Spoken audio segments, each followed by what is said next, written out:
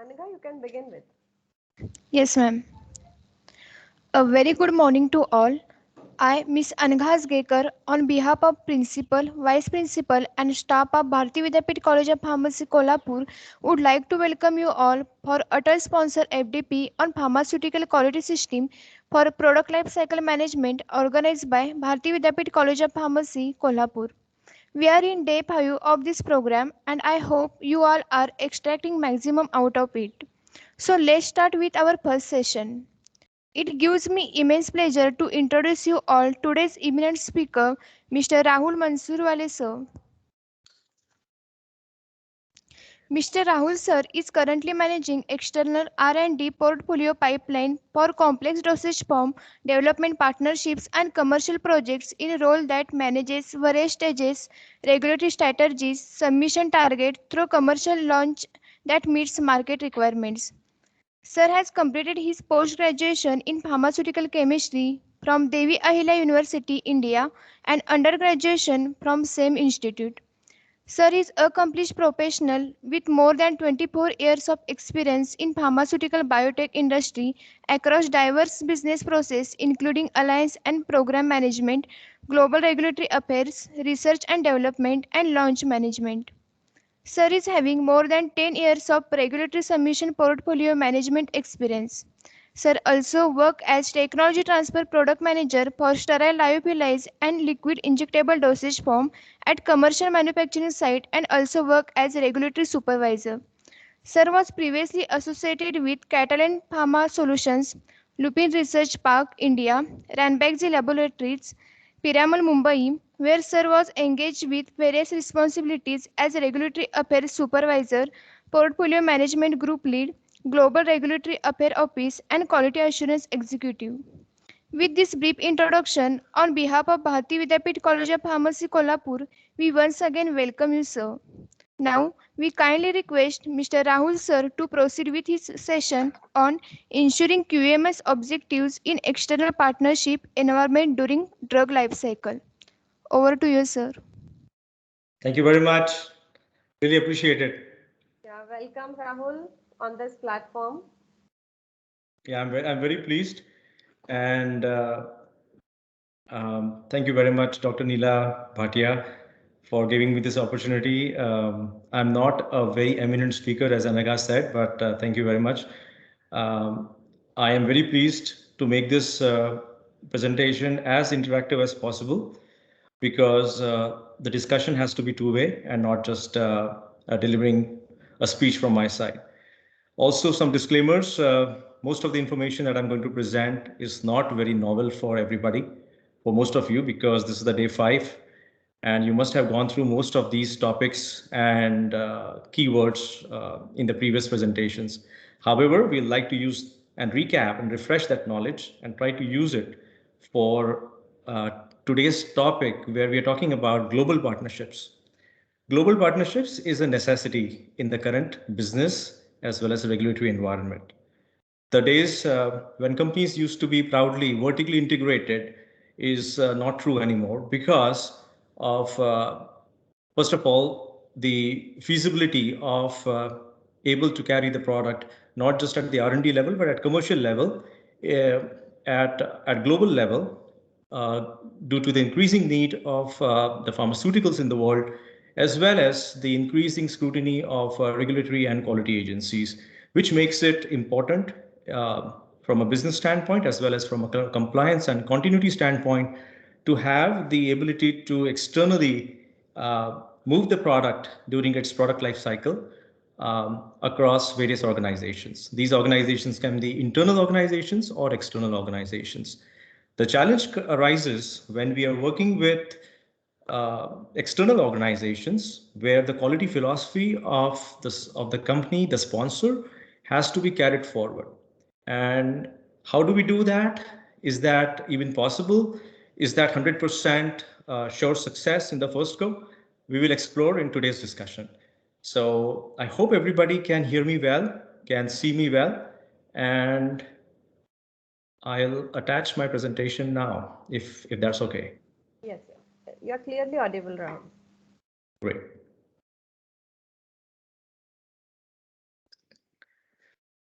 Ensuring quality management system objectives in external partnership environment, as I said earlier. What does that mean and how to get there?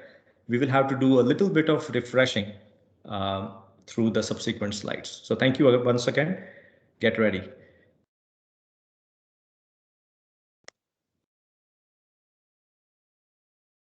Let's build some background.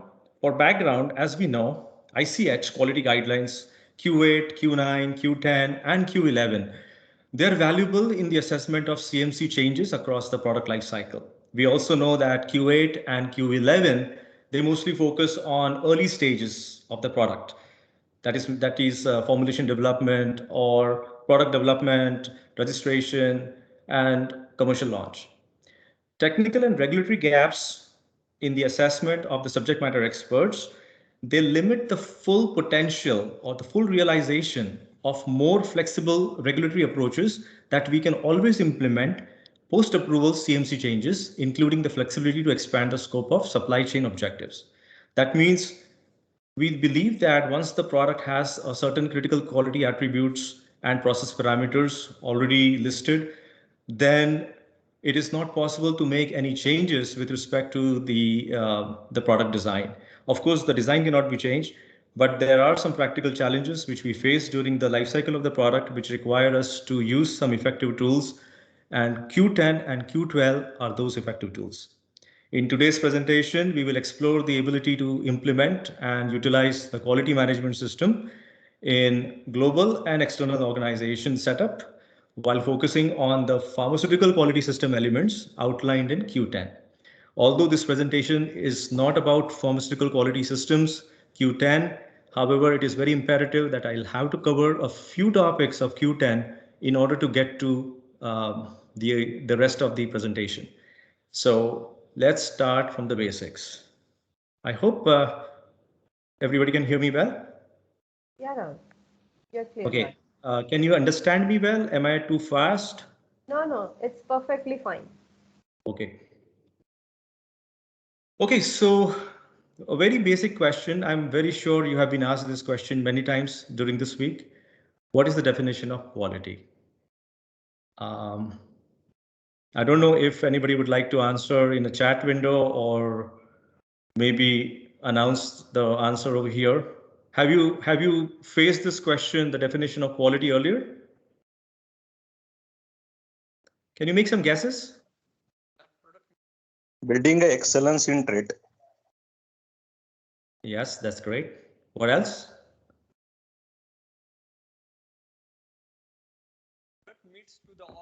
And when we talk about quality, it can be a quality related to a paper that we use for printing, a pen that we're using for writing, a quality of some food items, right? So quality is a global phenomenon that is applicable on many products that the mankind has to use. So let's see what the books have to say about quality. In simple terms, it delivers the properties described on the label and is not contaminated. This is like Dr. Woodcock. She's talking from a pharmaceutical standpoint. The Juran, the quality books, they are saying fitness for intended use. That's a very basic definition, that it fits the purpose for which we want to use that product or that service for. Freedom from defects is another way to look at it. And another way to look at it is meeting or exceeding customer expectations. Is that making sense? So it is not confined to a product or a field or area, but it is very wide in its approach and very basic in its meaning. Okay, so the other question is, who works for quality? Let's talk about pharmaceutical industry, biotechnology industry. Can someone tell me who works for quality? Any guesses? Good morning, sir. Yeah. Everyone should work, sir. Wonderful. So the question is, the answer is, what's your name, sir? Anyway, the responsibility of quality lies with everybody. It is not a department, it is not a function. It is actually a mindset for every individual who is connected with the product design, product execution, product continuity, as well as the services. It starts with the individual. In pharmaceutical setup, the patient typically cannot see quality. Of course, when we are taking a tablet or a suspension or an injection, or in the modern days, the vaccination, we do not know if it is a quality product. We assume that it has been built into the product. We also assume that it will be safe, it will deliver what it is meant for, what is stated on the label. It will perform consistently. That means the first dose of a COVID vaccine that I take, the second dose has to be equally good as the first one was. That is understood, that is like guaranteed in our mindset. It will also be stable or consistently performing what it is meant for during the stated shelf life. It doesn't mean that if the product has 24-month shelf life, at 23 months, it is going to be 90% or 80% potent, which is not the acceptable specification for the product. So it is assumed that it has to be consistently delivering what it is meant for during the shelf life. It is manufactured in a manner that is ensuring quality, and most important in modern days, and we have learned in the pandemic, it is available as needed. Supply chain is becoming a very, very important topic in the case of medicines, in the case of pharmaceuticals and biotech products. Should we move? Then again, another basic question, what is ICH? What exactly is the underlying principle or the purpose of ICH?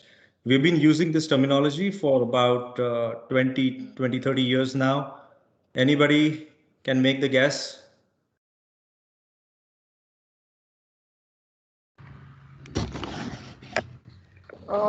To make the guidelines, regulatory guidelines, globally uniform. Very nice. So fundamentally, the role of ICH, they are focusing on three major markets of the world, regions, Europe, US, and Japan, and making policies and guidelines that are uniform such that we do not have to repeat the same work when we have to adopt something that the other region has already done. And by using some scientifically proven, tangible as well as practical alternatives. As we know, International Conference for Harmonization, the objective is meant for economical use of human, animal, and other resources, and the elimination of unnecessary delay in the global development. Because if a certain region has already approved a product or has already established the stability of a product, we may not have to repeat it to that extent as they did it. We might be able to start in an abbreviated form or at a different level. We also know ever since the ICH got published, there have been different modules or sections. The first one is about stability. The Q2 is about analytical validation, because we want the analytical methods to be stability indicating. The third one is very, very relevant every time, impurities. The Q4 is about pharmacopoeias. The Q5 is about biotechnology products. Q6 is about specifications. Q7 is for drug substances, or the APIs as we call it. So we will be focusing more on the later aspects of ICH.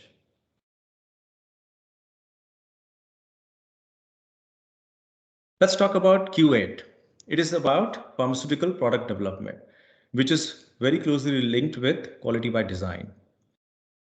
We have realized that quality is already built, or the critical process and critical quality attributes are built into the product design.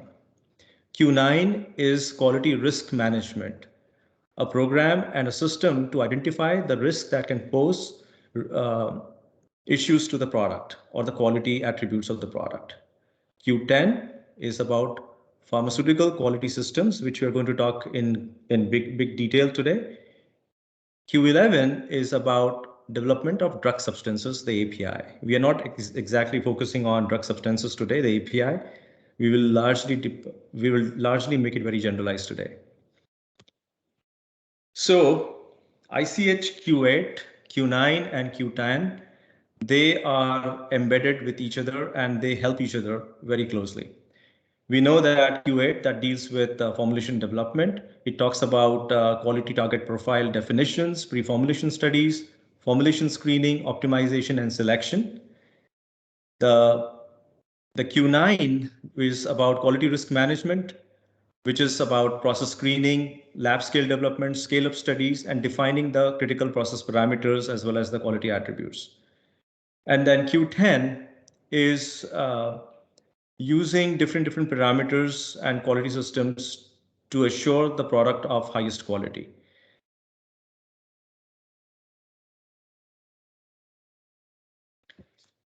Let's talk about Q9.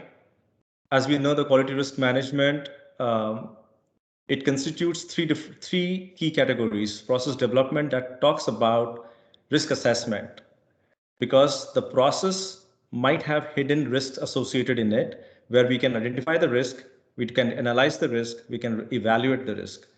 Control strategy development, where we are going to control that risk and parameters through a proper strategy. And then continuous improvement, that comes at a later stage when we want to not just be complacent with the fact that we have launched the product is commercialized and is stable, but we are trying to generate data on a continuous basis, even if the product is on the market, to assure what we can learn from the data and from the parameters that we are testing on a day-to-day basis. We are going to talk about ICH Q10 in detail because it also talks about life cycle of the drugs. Is this something new or you've already covered in the previous slides? Anybody wants to talk about anything over here? ICH Q10. So the life cycle stage of a drug, pharmaceutical development, drug substance development, as we know, let's talk about developing a tablet or a capsule dosage form. We have to identify a proper drug substance source or a vendor for that. Or if you're going to manufacture or develop the API yourself, then you talk about drug substance development. That's where it starts. Drug product formulation based on the characteristics of the API and the literature that you're going to use to formulate the product. Container closure selection. This is done based on the stability of the product, the intended use, the patient compliance, as well as the market factors. Also to assure that the product will have good stability. We know about manufacturing process development and scale up. That is also linked to life cycle stage 1. And the most important, when you make those trial batches, you have to have analytical methods that can precisely test the product, the critical attributes, the potency, the different test parameters into your formulation. The objective is to design a product and process that consistently delivers intended performance and meets the needs of the customer. This is an important stage in the R&D, which happens in the R&D lab, whether it is analytical R&D or it is formulation R&D or it is a kilo lab for the API development team. We talk about life cycle stage 2. Life cycle stage 2, you have developed a pilot formulation. You have developed. Anybody wants to say anything? Lifecycle stage 2 is technology transfer. You have developed the product at a pilot stage in the lab. You would like to scale it up, transfer it to a large scale manufacturing equipment and see how the product performs and whether you can achieve the final objective or the final attributes of the product. So it requires the new product transfers from development, from the pilot lab to the manufacturing scale. It also requires the methods, the analytical methods that have been validated. They are also transferred from the pilot or from the R&D stage to the intended site of commercial manufacture. Transfers within or between manufacturing and testing sites for marketed products. We have to not just transfer the product, but it has to happen under a protocol and under a package. Something called technology transfer package or a TDP. Those are the documents that are put together by the R&D when they are bringing it to the process development lab, which is mostly located at the manufacturing location. This document is very, very important because it talks about the QBD aspects of the product, what you have noticed during the manufacturing, what are the critical process parameters, what are the precautions that you have to take, and the design space related elements that are to be provided to the process development team at the manufacturing plant. The idea is to not just transfer the product, but also the knowledge which has to go from the scientist to the manufacturing personnel. We come to life cycle stage 3, which is commercial manufacturing. The process development lab, which is situated assumingly at the manufacturing location, was successfully able to make a few trial batches. They were also able to make process validation batches, and they were able to assure that the product and the process can consistently deliver the product of highest quality on a consistent level without any deviations and without any issues. When that happens, the product is introduced into the market.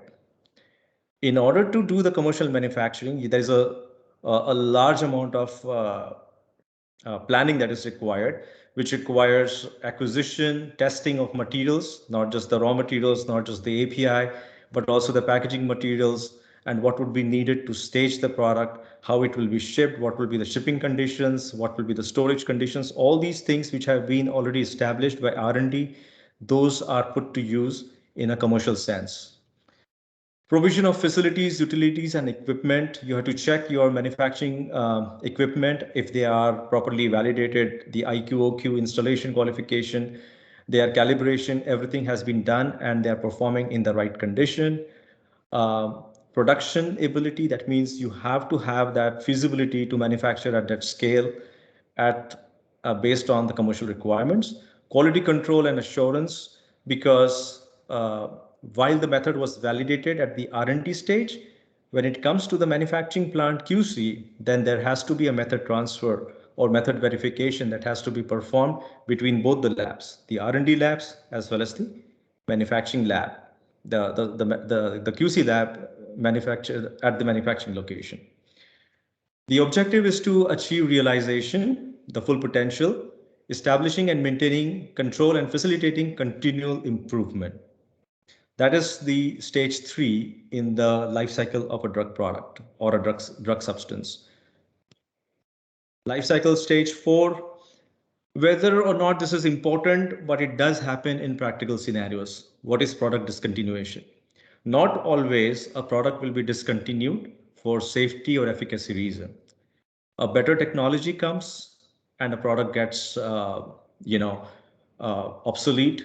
Let's say a product used to be at a higher dose. I worked for a company where they used to have a product in capsule forms which had 130 milligram dosage. However, with new nanotechnology, they were able to improve the micronization of the API, which increased the bioavailability of the product, and the product could be delivered at 90 milligram, giving the same therapeutic effect as it was possible with 130 milligram.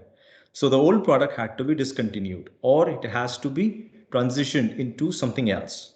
For those reasons, product discontinuation is also very, very important because you continue to generate the data that was already ongoing. You do not stop. It's not a hard stop.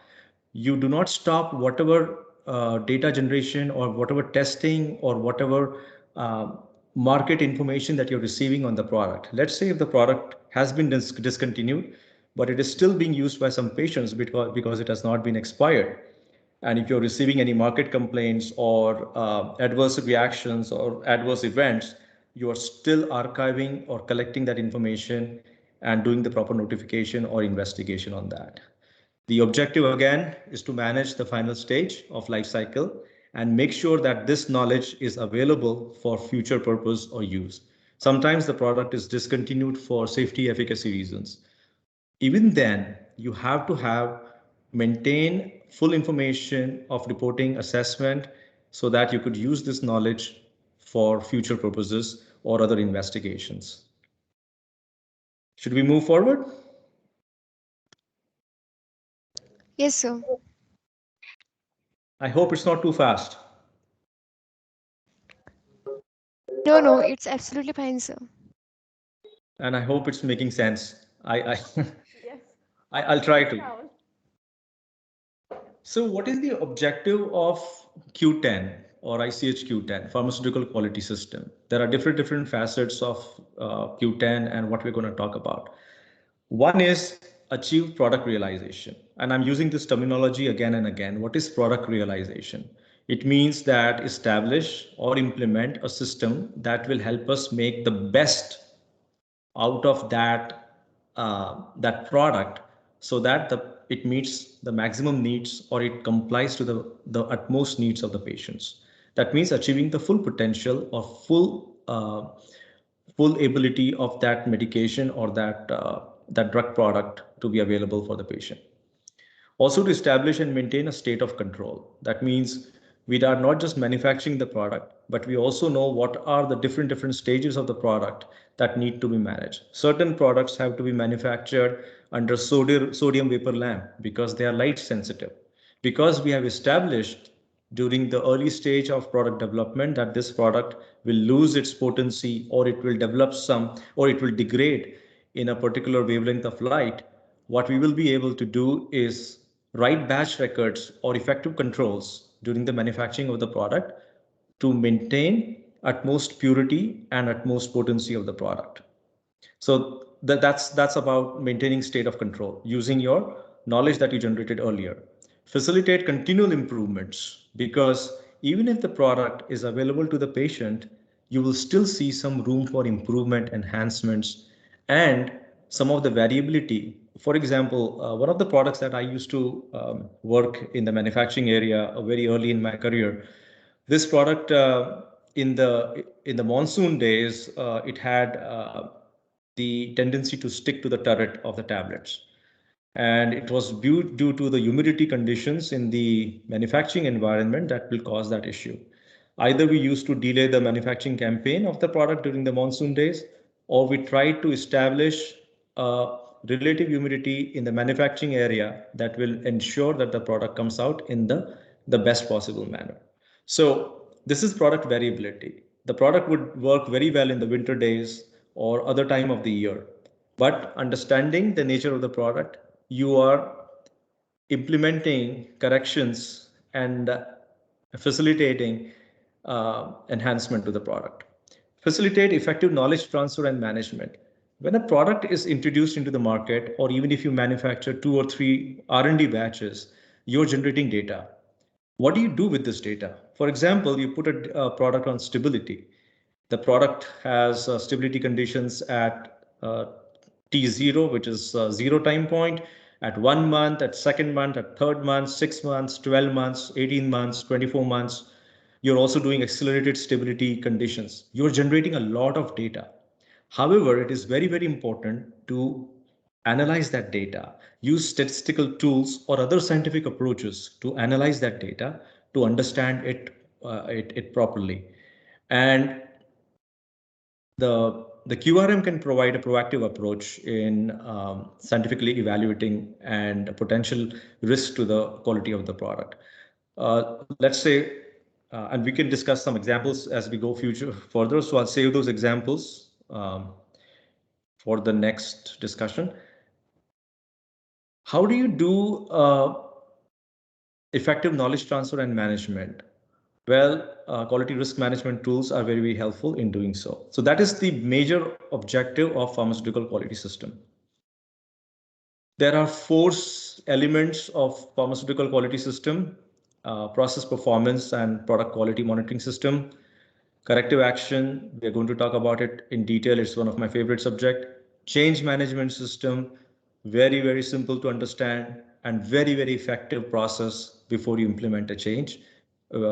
Management review of process performance and product quality. Now, these are some very new novel concepts that have been introduced in the last 20-25 years, and they have become more popular in the last decade.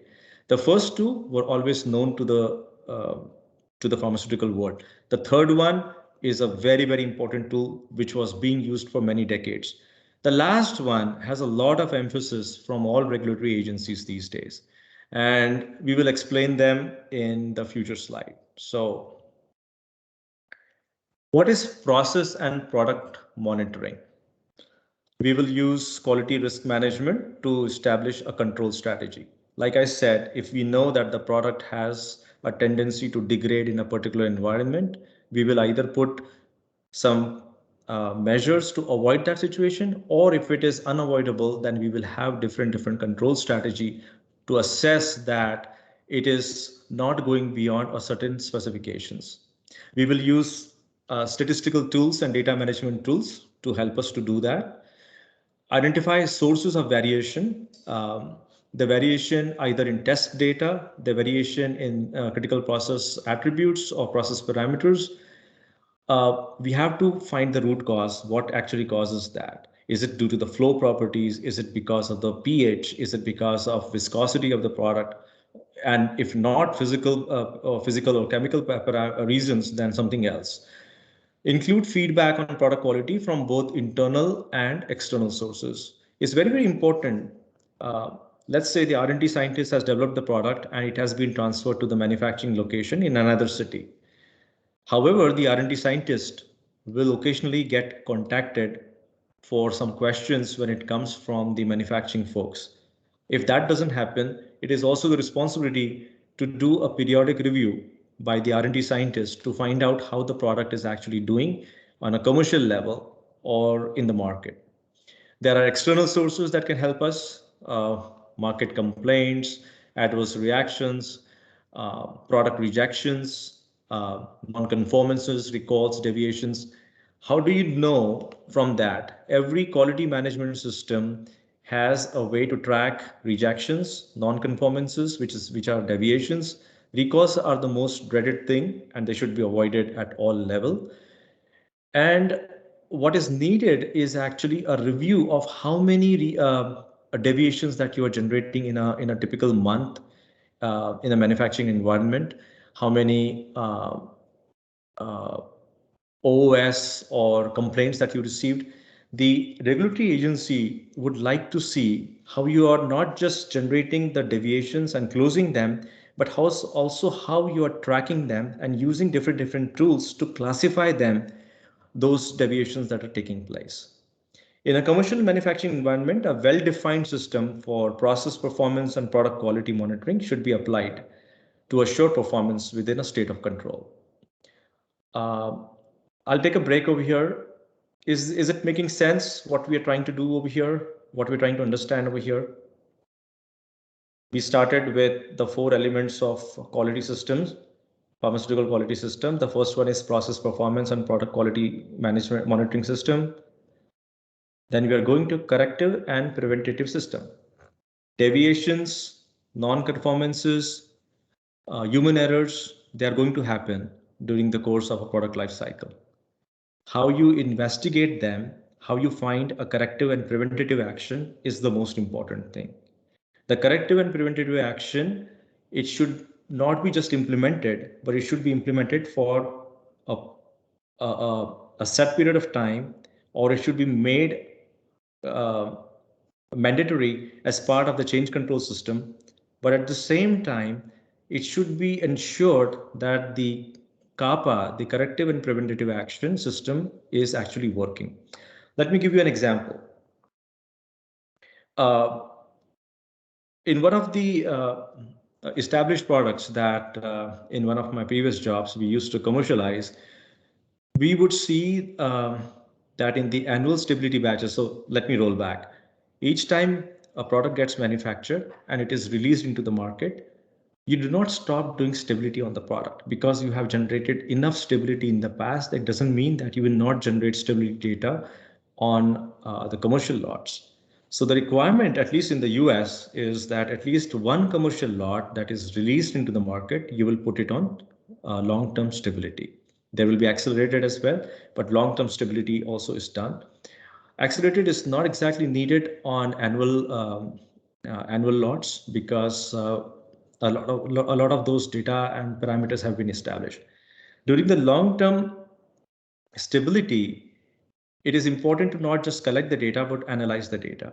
In one situation, we saw that the potency of the product, the assay of the product had dropped from 98% to 93%, which was not the trend that we had seen with this product from one station to another. That means if at 3 months it was at 98% assay, it dropped to 93% at 6 months. So we tried to understand the reason, and the reason given to us is that it is what the product is, it is your formulation, and this was happening at a third party. So in order to get to the root of the problem, we try to understand from the lab notebook what was done differently. So number one, who was the scientist? Was the scientist properly trained? Has there been any change to the documentation or test procedures? What was done differently this time? So we noted in the lab notebook that is used by the analyst that the analyst did not record how much long the sonication was done for sample preparation. The sonication stage will allow derivatization before the product can be tested. And the derivatization was dependent on the amount of sonication that is done on that product, the sample prep. So because there was no data available from the scientists, it was not recorded. First of all, that was a deviation, but we also tried to find out, is sonication actually impacting the assay results? So a design experiment was put together where the analyst and another analyst who had tested the product before, a different product lot number, they carried out different phases of testing, and they found out that sonication did have a very important role in the derivatization. If the derivatization did not happen, we were not able to test the product using a UV detector. And that led to the root cause understanding that the sonication is a very important step which was missed out. However, the test procedure did not specify that. It said that you have to sonicate for 10 minutes, but it did not specify that you have to record the sonication time. And because it was not there, we put a kappa in place using the third party's quality system. We implemented a kappa that would require that they will put a start time of sonication and the end time of sonication, and then also calculate if they started at 9:02, then it has to finish at 9:12, and it has to be signed and verified. By doing so, we were able to implement a kappa that could avoid future issues. So now the bigger problem could arise if the kappa was implemented, but we still saw failures in assay or other parameters of the product for which the kappa was meant for. So kappa effectiveness is very, very important. You cannot just put a corrective and preventative action out of the blue, but it has to actually meet the root cause. It has to alleviate the root cause. That is the whole purpose. Make sense? Okay, moving on. Yes, sir.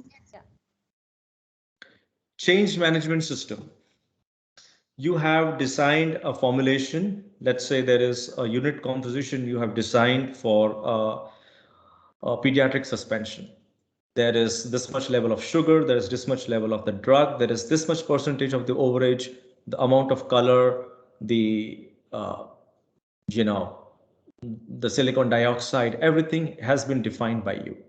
You have also defined in the formulation or the unit composition of that product, the vendors, the API is coming from Crystal Pharma, the silicon dioxide is coming from XYZ, the API is coming from here, the sugar is coming out of here. You have also defined specification for the raw materials, for the API, for the packaging components, and what kind of packaging component will be used, what will be the material of construction for the bottles, the closures, what kind of liner will be used. Everything has been defined. However, in the marketplace or in the commercial environment, after 2 years, the bottle manufacturing company, let's say it's Amcor Plastics, excuse me, if they have stopped manufacturing that bottle, what do? Will you start selling in glass bottles now instead of HDPE bottles, or you'll reach out to an alternate manufacturer? What will be your basis of adopting a change management system? So change management system or change control system, the idea is to ensure that before we make a change to this established processes and parameters, there is a formal risk assessment that is conducted by the subject matter experts, and then they establish what should be done in order to ensure that there is no risk to the quality attributes of the product or the stability of the product to the patient experience. Let's say the stability is great, but the patient is not able to open the bottle, or the bottle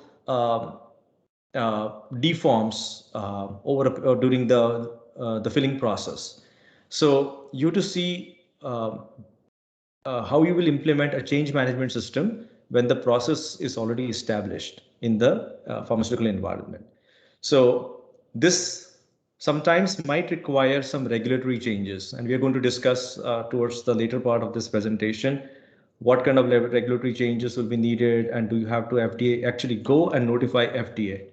In certain regulatory environment like US FDA, you have to take permission from them. It's either called CBE 0, changes being effective, and it is implemented immediately, or it can be CBE 30 where you have to wait for 30 days. Those kind of things are also we're going to discuss.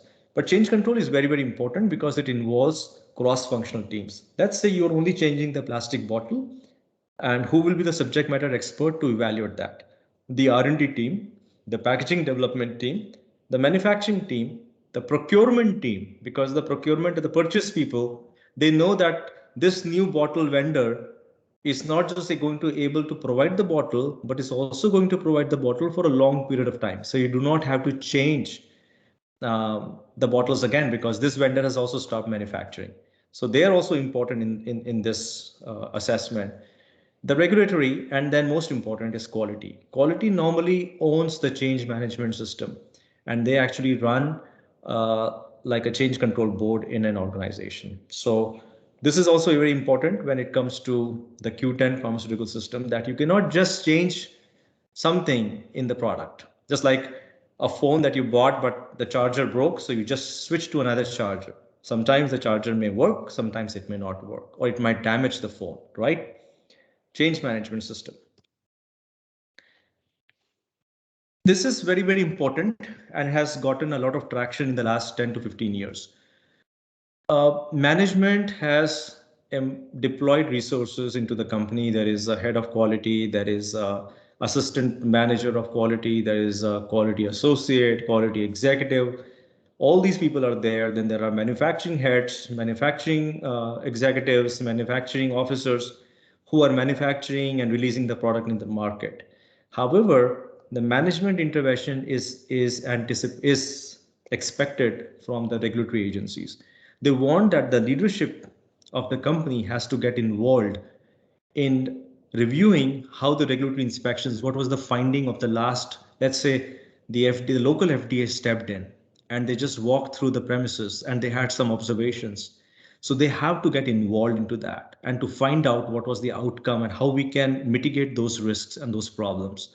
Periodic quality reviews, like quality complaints, how many deviations the company is generating or the manufacturing site is generating, the testing site is generating on a periodic basis. What is normally the root cause? What is the basic root cause? Whether it is personnel, whether it is system, whether it is equipment, or it is hardware, like the facility design and those kind of things. And what kind of process improvements are required? So management review becomes very, very important. You cannot just become the vice president of quality and sit in a comfortable office and say that my people are on the job. You have to yourself get involved and run something called quality metrics review. That means somebody in your group will be collecting and collating that data, using different tools to find out what has been the trend, how many deviations were generated, how many root cause were identified, what was the average time to close those deviations, what was the time needed to find out a kappa, and how many times the kappa effectiveness was completed, what is the average time for closing a particular deviation at a site. Because while deviations are unavoidable in a manufacturing environment, let's say you're manufacturing 20 lakh tablets in different manufacturing lines in a company, there are going to be some deviations in the day-to-day environment. However, the expectation is that how you avoid those deviations, what are you doing by generating those deviations? You are just collecting information that disintegration failed, it was repeated. The previous part of the batch was rejected. However, you did not find out what was the root cause for the failure of dissolution or disintegration, and what kind of kappa you implemented to minimize or alleviate the risk. Make sense? Okay. Yes, sir. So then whatever I spoke is something when you have your own manufacturing company, like you work for a company that has its own manufacturing, testing, clinical trials, or bioequivalence site, bioanalytical site, its own manufacturing site for API, excipients, everything. That doesn't happen. We live in a world where we have to outsource. Sometimes you have to get the API from a third party, excipients, packaging components, shippers, corrugated boxes, and not just that, you to get uh, testing equipment, but that's a very simple form that those would be like mostly procurement. What happens when you're not able to manufacture that product? It's a potent compound. You cannot manufacture in your facility because it will pose risk to other products. Let's say it's an oncology product and it might leave a residue behind, and you're manufacturing a product for migraine.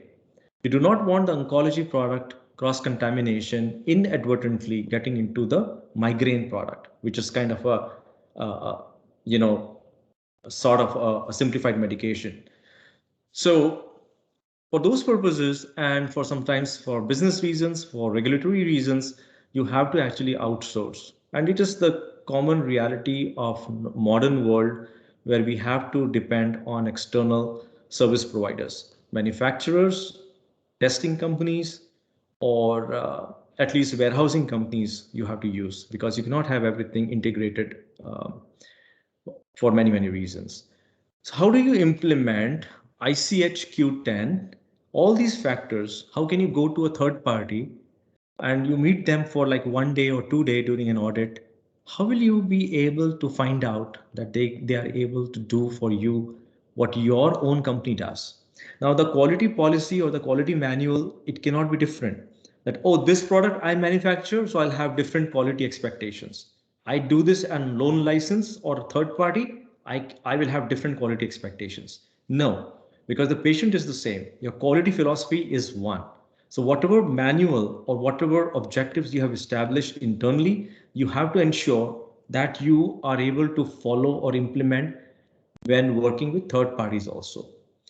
In 2014, I believe FDA, US FDA also published guidance for sponsors working with contract manufacturing or contract service providers or contract CDMOs. They have mentioned very clearly.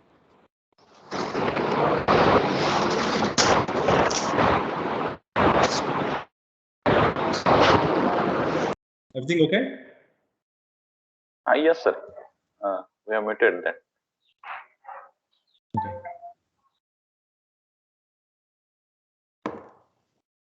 So in 2014, US FDA published some guidelines for sponsor and CMO relationship, which clearly talks about that even if the product is getting manufactured at a third party, the responsibility of quality objectives is the responsibility of the sponsor. Let's say, for example, if you are based out of Pune, your company is based out of Pune, and you found a small company in Patan in Maharashtra, and you take your ointment formulation manufacturing responsibility to that location. If they are facing product complaints after manufacturing and releasing the product into the market, it will not be solely the responsibility of the manufacturer to identify the root cause and implement the corrective action. It's also equally or more the responsibility of the sponsor, because they are in charge of the product. They know better of the product history, the product development, everything. So they are equally responsible, or they have put more responsibility on the sponsor.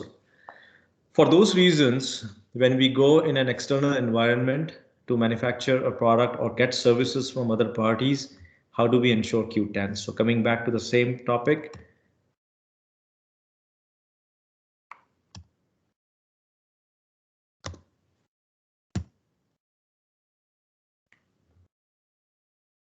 so quality manual. As we know, ICH-Q10 talks about quality manual. What exactly is this? The quality policy is very, very important, which you own or which you have designed for your company as an objective. The scope of pharmaceutical quality system. You know up to what extent you're going to take your product when it comes to assuring quality. Identification of quality system processes, as well as their sequences, linkages, and interdependencies. You know the best about your product, how the manufacturing process works, how the testing has to be carried out. You have laid out different process maps, flow charts. These are all the tools that you'll put together. So if I come to your facility and we are talking about assuring that you will be able to make a good product, a quality product for my requirements, as an auditor or as a customer, I would like to see the quality policy of that organization. What is their quality agenda, their quality mission? What exactly is covered in their quality system, pharmaceutical quality system?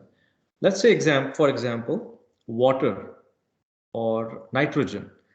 Nitrogen is routinely used in pharmaceutical quality, in pharmaceutical manufacturing. Sometimes it's required for blanketing the filling operation to avoid oxidation. Sometimes it's required for creating an inert environment during compounding or manufacturing of the product which are oxidation sensitive or oxidative potential they have. So water or nitrogen or other important HVAC assurance, what happens is you have to ensure as an auditor that the quality system is not just robust, but it's also comprehensive, that it covers different aspects. I'll give you a very small example. I used to work at a sterile injectable facility previously, and the gowning that will be used in the aseptic manufacturing area. Of course, not every company has the facility to do the washing and the cleaning and the availability of the gown, the scrubs that you're going to wear in the manufacturing area, as well as the goggles, as well as the hood, everything you have to outsource. Now, while you cannot go and control how the process is done, but when you identify a vendor for even supplying gowns for your manufacturing area or your aseptic manufacturing area, you will follow a proper vendor management system. You will qualify that vendor, go and inspect them. So it goes to that level. The scope has to be comprehensive. That's what I mean by scope. So when you go for auditing a facility, you have to look for those aspects, that how they are using, let's say, computer system validation. If they're using Excel for calculation during HPLC testing and all that, how is the Excel validated? If they're using any applications, how are those applications validated? So the scope of pharmaceutical quality system is very important. Water, for example, that is used in most of the manufacturing processes. How do you control the total organic carbon? Do they have a water management system at the organization? Who is responsible for that? We talked about quality system processes, so the layout of the building, the flow chart, how the different processes and personnel, they are connected. That's also very important. Management responsibility. We spoke about it earlier, but now you're in a third party setup. You want to understand how they are actually managing, how the management is involved in the day-to-day quality objectives. And for those reasons, in my experience, I've seen that when we go and qualify a third party, the head of the quality is also involved in the initial meetings, in the initial discussions, and personally taking interest in answering any questions that we may have. Make sense? So this is like we're trying to go in a third party setup and expand our Q2 objectives to ensure that we will be able to get the same quality objective or quality attributes that we wanted from by doing the product ourselves in our own facility. Okay, so moving on. Management responsibility, like I said, has become very, very important. So the leadership and commitment to quality is so important. Quality planning, that means there is a everything related to quality. There is a complete, there is a full layout and scope and planning that takes place. Resource management, internal communication, management review, oversight of outsourced activities. So I'm going to explain this in future slides also. But resource management, let's say, for example, if your output of uh, you're in a sterile injectable manufacturing facility and you are manufacturing 8 batches every day, and there are 12 bioburden samples that are being collected. There are about 16 sterility samples that are coming, but in your microbiology lab, you have only 2 personnel and only one hood that can actually, where you can actually do this. What is going to happen is you're going to lose time because some of the samples have to be tested or they have to be incubated immediately. So to do that resource management, that would meet the commercial objectives, the business objectives, as well as the output of the organization. You to also ensure that the resources are well qualified, they're educated, at the same time they are properly trained. So this is part of resource management. Internal communication can happen in many ways, but SOPs, systems, procedures, everything is communicated in clear language and clear explicit fashion. I'll give you a simple example. You're trying to enter a manufacturing area and there is a gowning requirement and you are required to read the SOP how to dress up before you actually enter the manufacturing area. Sometimes it's also good to put a picture of how you will look after you have dressed up with the beard net, with the head net, and everything that you've put together. So that is like not just internal communication, but also clarifying what exactly is the objective behind it. Management review, like I said earlier, uh, you will do periodic assessments of how this quality system is actually operating and how the individuals within the organizations are getting the sense of the seriousness of quality objectives. Oversight of outsourced activities. So whether or not you use the outsourced activities, there is some dependencies. Like I said, you will be procuring some items. There has to be a vendor management system. There has to be an auditing procedure where you go and look at these third parties, how they're performing. Everything has to be documented and a report created. Give me a break.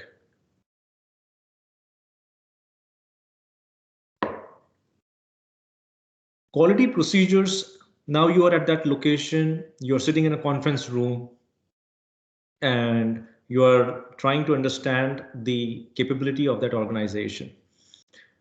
So one thing you can ask, in a typical commercial environment, it is not possible for the other company to give you what's needed. That means they may not provide you all proprietary and confidential information of another customer or that company. But at least you can ask for what standard operating procedures they're using to do product reviews. Now, what are product reviews?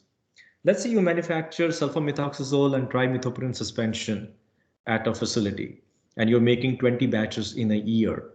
So one of the responsibilities of the quality group will be to compile the test results, the list of deviations, the important key attributes of the product that you've noted, uh, any OOS, any recalls, those kind of things that you're going to record. How many, let's say the yield of the product was 15,000 bottles. In some batches you have produced 16,000. In some bottles in some batches you have produced 14,500. Everything has to be documented, understood, analyzed, and studied. That's called annual product review. Product reviews, at least annually, by looking at, they're not just collecting the data, but they're also doing a trending, how the product in 2020, how the product behavior or the trend in 2021 is looking, and what are the reason for the change. That kind of annual product review shows that the quality organization knows what they're doing for every product. It doesn't matter you manufacture 5 products or you manufacture 500 products. You will have to do annual product review of every product. This is the data collected after you manufacture the product. But which impact the final quality of the product. So like I said, deviations, manufacturing process, yield, reconciliations, OOS, and if there were some market complaints associated with any particular batches. And a report will be generated. That's one way to look at it.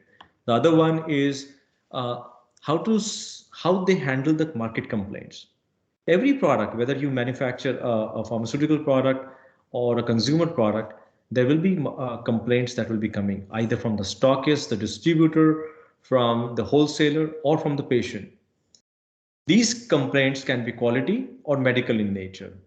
Medical complaints, if you're talking about regulated markets like US, UK, there is a separate group, pharmacovigilance team, and there is an SDEA document, safety data exchange agreement between the sponsor and the third party to share those kind of information, and you have to notify the FDA depending on the criticality of the medical condition that is reported.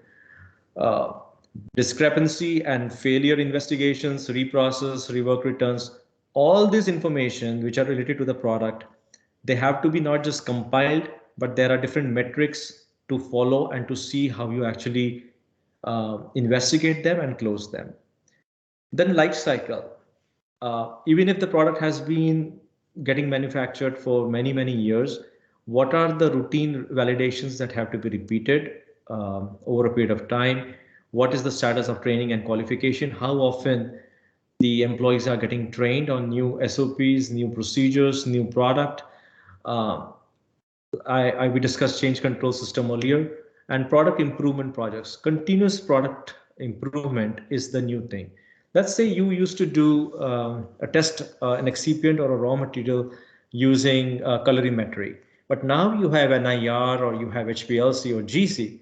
You might like to switch to novel technologies that give you definite and precise information. That's about product improvements. Or if a product has, let's say, an ophthalmic suspension. In one of the companies I used to work for, they used to manufacture antibiotic plus hydrocortisone combination. The hydrocortisone being very, very dense, it used to be immiscible kind of a suspension. It will settle down. It will settle down even during the process of filling into the vials. They used to run a stirrer into the manufacturing tank. However, that would not help. So one process was to go and collect the vials that are coming out at different intervals. So let's say if the filling operation is going to continue for 8 hours, the in-process quality personnel will go every 30 minutes and collect vials and note down the crate in which the vial was collected from, go into the lab and test it by UV as to what the assay and what the overall profile of the product looks like. This was a very rudimentary or a very primitive style of working. This is like 1996, 98. What could have been done in the modern world, or even at that point of time, is coming up with a formulation that is stable, that does not require constant stirring, that does not lead to different assay results during the filling life cycle or during the filling cycle of the product, because that's totally unacceptable. So that's one is formulation approach. The other one is using some online system that can actually test it based on colorimetry or based on light emission criteria, that you're able to identify if the suspension is settling or the suspension is uniform enough for the filling operation. So those are some product improvements activities that you have to perform even if the product is in a commercial stage. Is it making sense so far? Are you enjoying, or it's totally? Yes, sir. It's too much to handle. Yes, sir. Interesting. No, it's interesting. Yeah, please stop me wherever it feels very dry and it's like, okay, we have some interesting stuff. We can always talk only about interesting stuff. It's a Friday, of course. It's the last day. Yeah, So no, we no, should it's make really it interesting. Now, a very simple diagram that I got from my friend who runs a pharmaceutical consulting company. He tried to explain quality management's module this model in a very simple fashion. If you look at this, I hope you can see my cursor. The right hand side is all about manufacturing, quality, procurement, all of that thing that is happening. Also, there are groups that are collecting the market complaints. So basically, this is quality and manufacturing setup. The other setup are the people in the C-suite, or let's say the management. But like I said, they have to be involved in assuring the quality of the product. They cannot just say that we have hired the most educated and most experienced quality managers, production managers, engineering managers, so they will ensure the quality. They have to be totally involved in the day-to-day performance of the quality management system. So let's look at on the right-hand side, the GMP environment. An event triggers. Now, what is an event? An event could be, I'm manufacturing a product and I'm a compounder. I'm an operator that is working inside the manufacturing area, and I'm responsible to pull out sample for pH measurement during the mixing cycle of a solution. I forgot to collect the pH sample. And I realized that when I came out 2 hours outside of the manufacturing location. Unfortunately, nothing can be done because now the advanced stage of manufacturing is taking place. I forgot to take the pH sample. What needs to be done, an incident has to be recorded. So let's say there are some applications that companies use. One of them is TrackWise. So you go into TrackWise, you have a employee ID already. There's a login and password. It's a protected application. You go in that. If you don't use TrackWise, you have a paper system. You take out that form. The form has a control number. You fill out all details as possible, as quickly as possible, and you record pH samples needed to be pulled out at stage 2 of the liquid manufacturing process. However, it was missed out. It was notified immediately to the supervisor. Manufacturing process was halted, not halted, whatever. Based on this, it will trigger the rest of the stakeholders in the company. Who are these stakeholders? And it will apply or it may not apply. Quality system, quality will always get notified. They will not get notified because let's say if there are 15 deviations taking place in a manufacturing area where there are 600 employees or 600 manufacturing personnel, they will not be able to notify them in real time. However, there has to be a system where it is getting recorded in real time and they are able to see it at the end of the day. Normally, quality groups, they look at the number of deviations at the end of the day or at the start of the manufacturing shift, whatever is applicable. The quality system will be notified. The material system, whether or not it will be notified, but it will not be applicable in this particular case. Production system, definitely, because they are the origins of this deviation.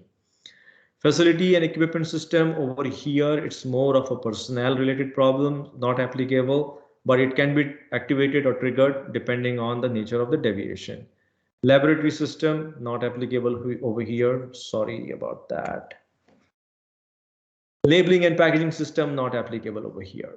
Now, here comes quality and maybe process development and manufacturing team. They will get together and decide if the production has been halted or if it was not halted, but because they cannot wait. In a manufacturing environment, it's so fast paced that you do not have even time to decide sometimes. They have decided to continue manufacturing the product, and actually the filling is taking place for that liquid solution. So now comes the risk assessment process. So between quality will ensure that they hire means they will take services within the organization of the subject matter expert in order to assess the risk. A cross-functional team can be put together based on the SOP, and they will decide if forgetting to take the pH has an impact on the final product quality attributes. This is where the risk assessment is going to take place. The risk assessment goes into event management. What is event management? The investigation execution process. हम लोग किस तरह से एक investigation को run करते हैं. That is the event management.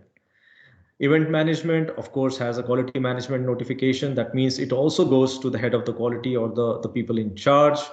They will quickly assess if this particular personnel needs to be trained on the manufacturing batch record and other SOPs, or they don't have to train this person. This could be as simple as giving training. But it's very easy to say a human error. It could be a problem with the system design, where the process should be only, let's say you design a process where you actually do not allow the next step until the data has been entered into the system. So let's say you are using a PLC or a computer system where you actually enter the data of the pH. Only then it will give you the printouts for the next stage of manufacturing where you can record it. So this is one way of controlling the human errors, right?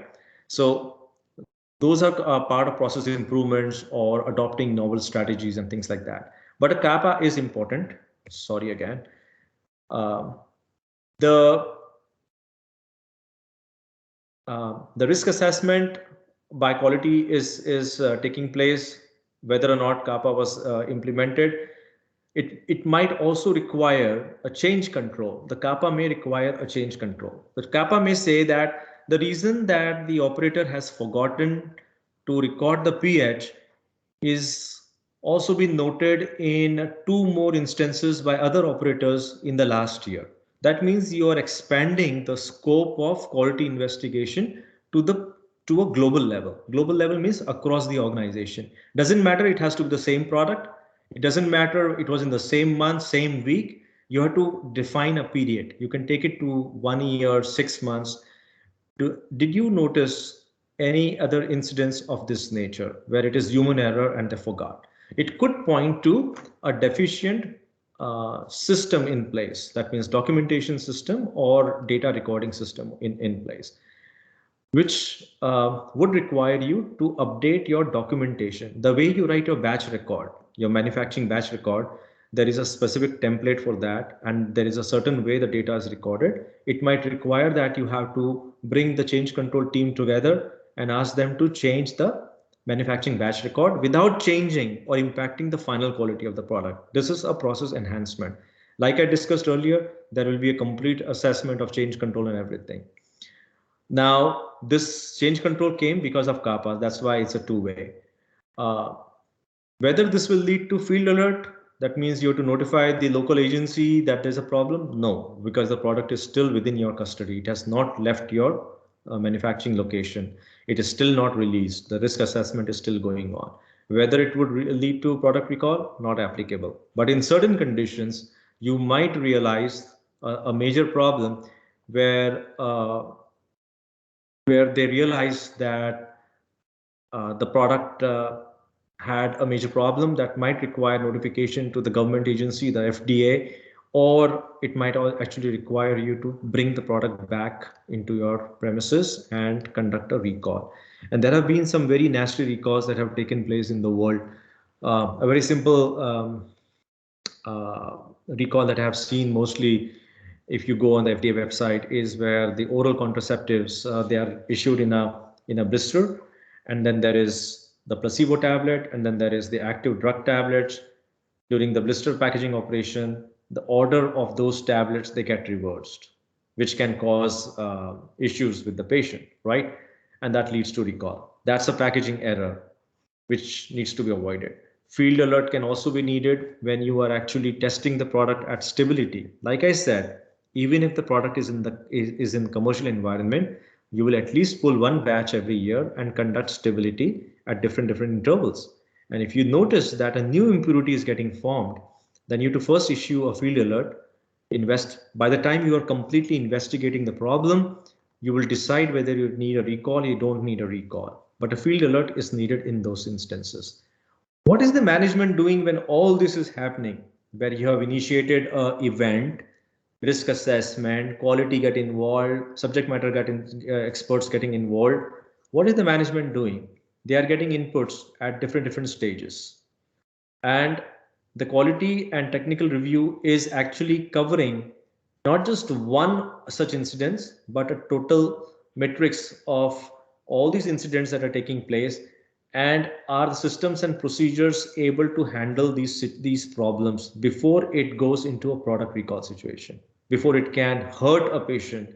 Are the systems and procedures capable enough to identify and fix the problem and avoid the problem in future? This is where the quality and technical review takes place, and the management can make certain recommendations based on what this particular team is actually doing or presenting to them. So in reality, what we discussed basically is event identification, the administration or how we execute that event further, the kappa, whether needed or not needed, change control in order to implement that kappa, field alert, product recall. And then there are always business objectives which are associated. But the business objectives are always later, and they come after the quality objectives are met. Makes sense? Can you understand this model?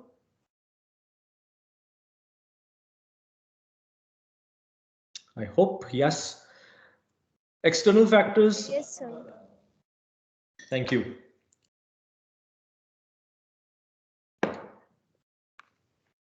External factors are also important because you forgot to add a dropper or a syringe which comes with a particular product, or there is missing expiration dating, the bottle is empty, whatever those market complaints are, those are very, very important, and they might also require you to initiate a deviation, a risk assessment.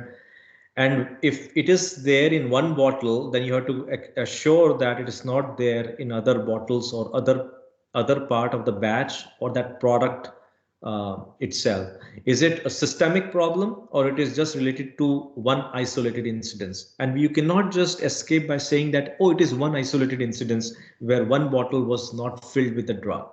You have to establish that that is not the case, because there are process controls which are ensuring that this is not a possibility. But you will have to put together some hypothesis experiments to show and prove, and also establish by review of the historical data. Adverse drug events, we already discussed about it.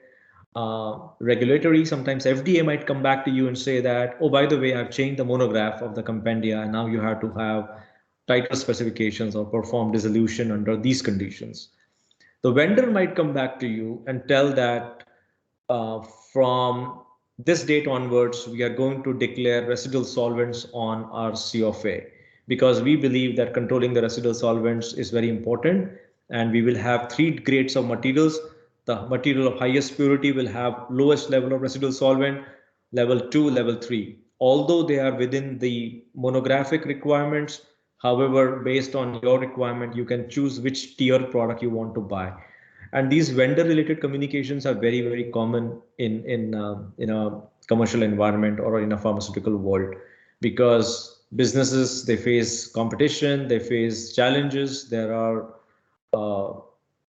political reasons because of which sometimes they are not able to procure the raw materials, like the pandemic that led to higher freight issues and the things like that, which might lead to the vendor communications, leading to impact on your product supply or quality.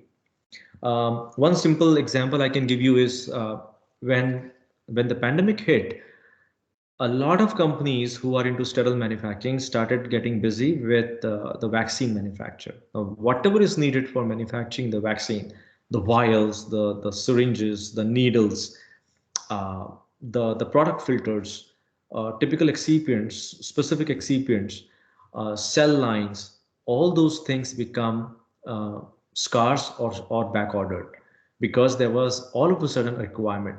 What does that mean? That means if there was an injectable being manufactured for a non-pandemic reason, they might see a shortage of those components, which might cause a problem or limitation to execute a particular operation. So whether that will have a quality risk assessment needed or not, that's a different thing to see, but that can always happen. CMO, if this is happening at a third party, then CMO will actually notify you, and you are responsible. Like I said, in the eyes of FDA, Even if it happened at a third party, you will have to ensure that as a quality representative for that product, you are able to assure that there is no impact to your product. You have the, as a sponsor, you have the major responsibility. Typical areas of deficiencies.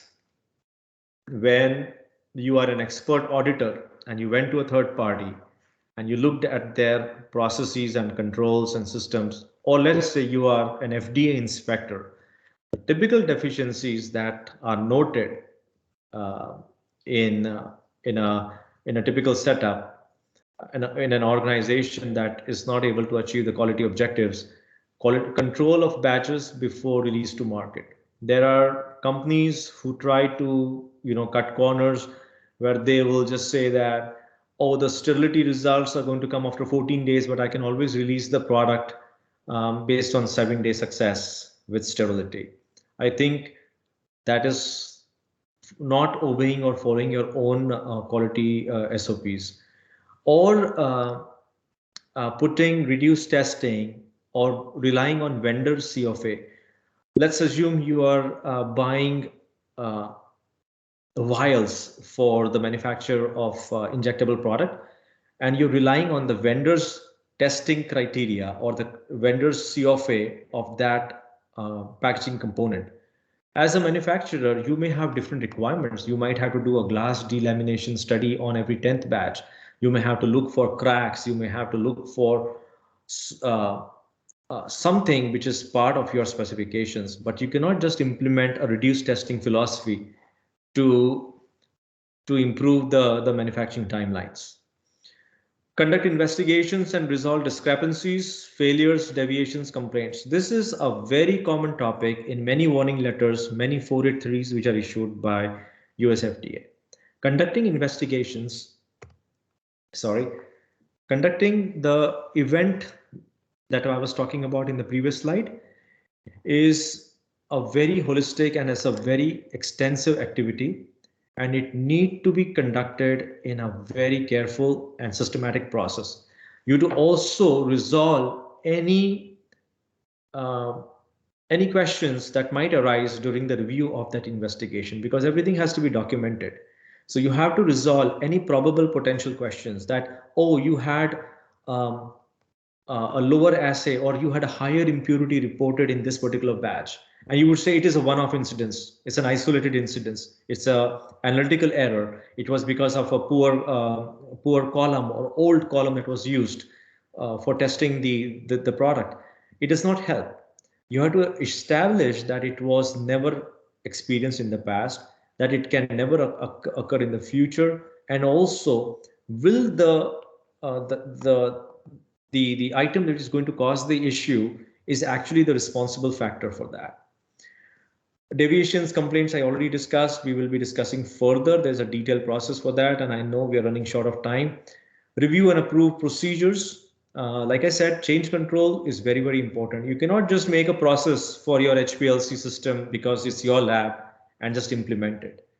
It has to go through a change control, and then quality has to get involved in order to ensure that everybody is able to read and understand and execute those procedures.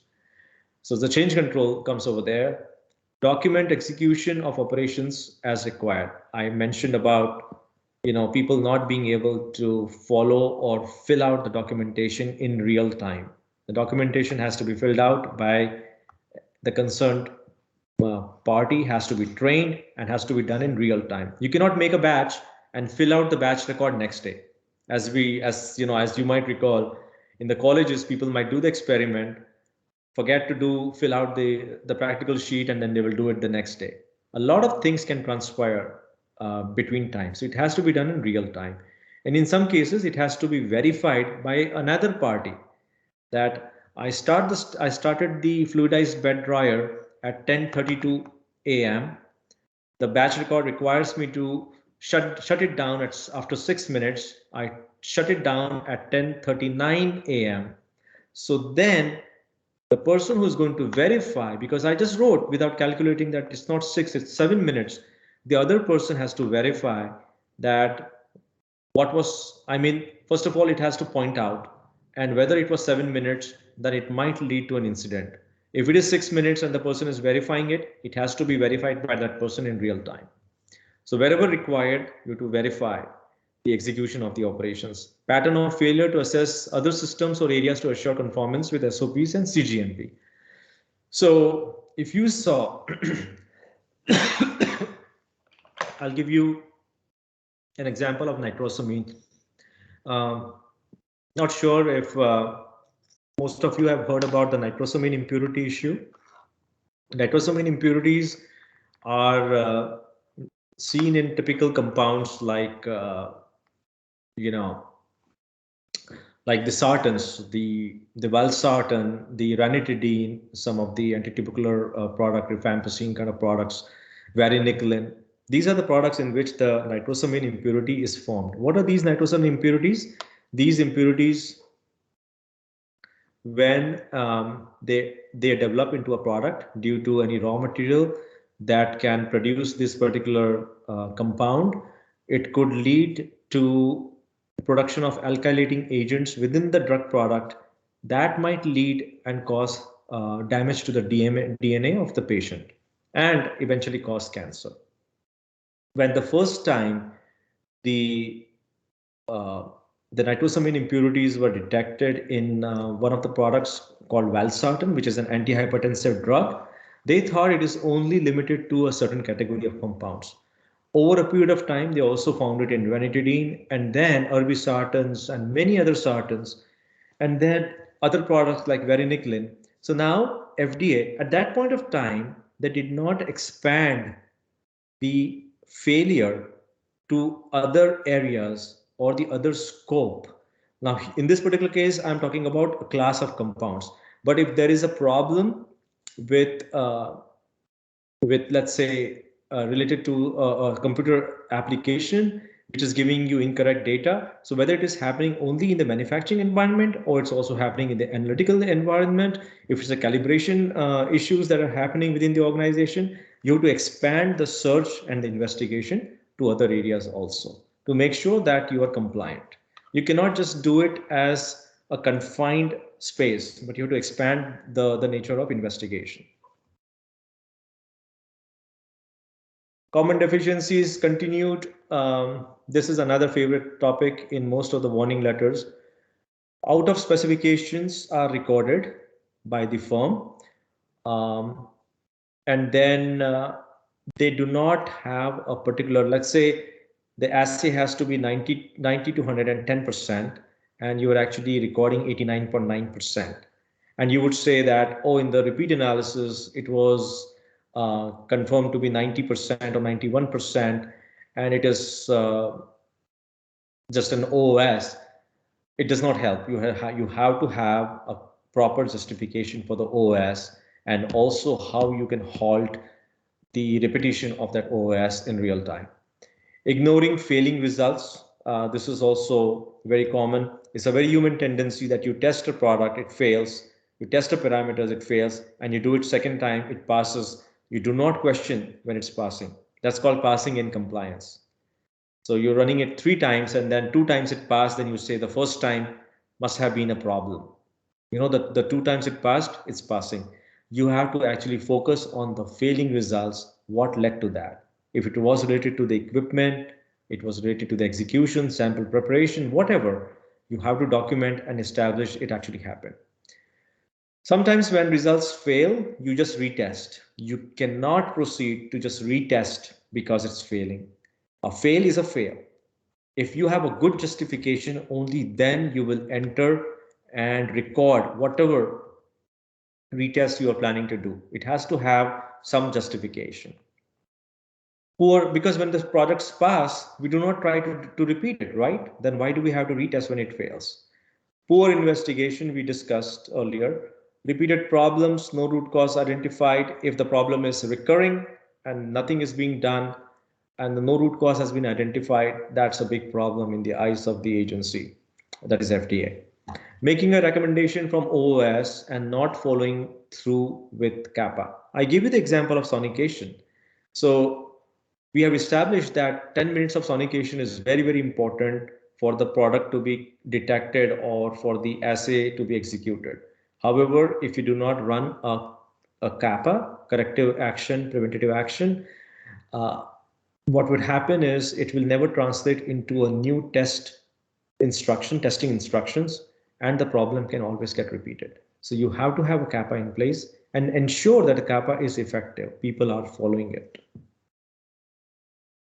Sounds good? Should we move? Yes, sir. Any questions? Anything new you learned, or it's very repetitive from what you had done in the previous 4 days? Sir, definitely new things are there. Okay, so all this we are doing in order to reach to the whole point that we are trying to identify or qualify a new partner or a new location that will be able to give you the services, manufacturing services, testing services, or other types of GMP or GCP services.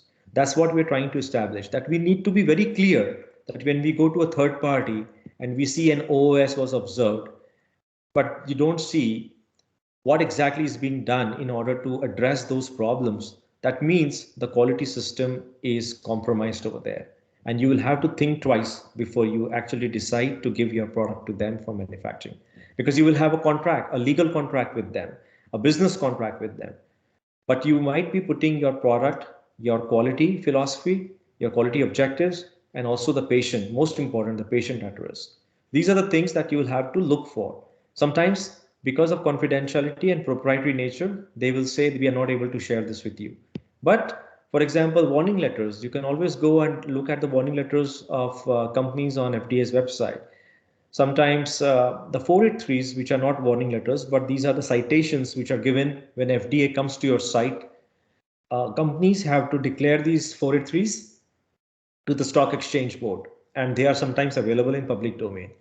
You can either request from the company or you can yourself do your own check using the online resources. It is a responsibility if they have received any citations or warning letters to share with you in full transparency. Sorry.